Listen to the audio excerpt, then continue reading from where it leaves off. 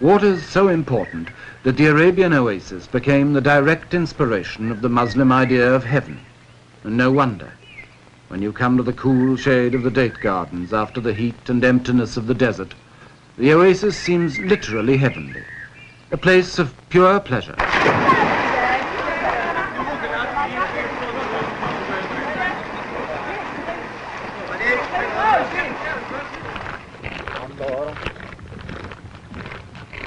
Every well in the desert is like a port.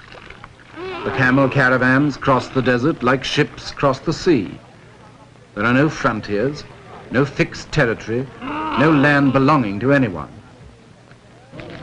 There are just the wandering Bedouin and their camels, as attached to each other as sailors and their ships, bringing their trade to the desert markets.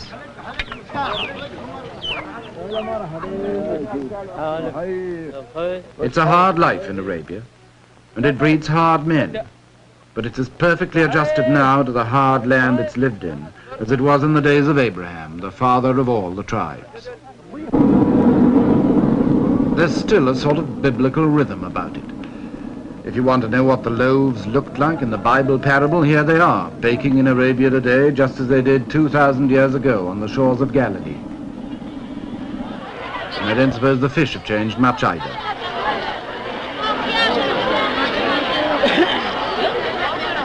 The women of Arabia still hide behind the veil, as Arabia itself has done for centuries.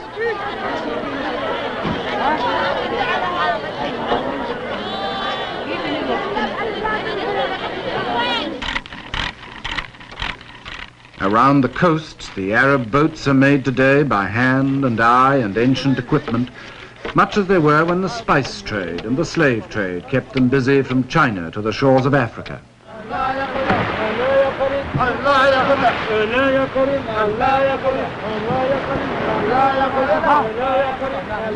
To the Arabs, the sea was a source of wealth that the barren land could not provide. Fishing, pearling, trading, smuggling, and especially piracy. Arab sailors in the Indian Ocean and the Persian Gulf preyed on the ships of Europe in the Indian trade. In the end, that piracy was their downfall.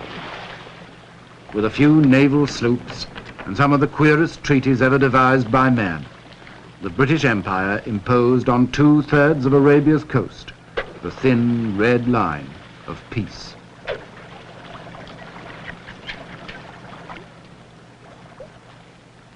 But neither the empire nor peace got much further than that. The sea was all anybody cared about, as long as that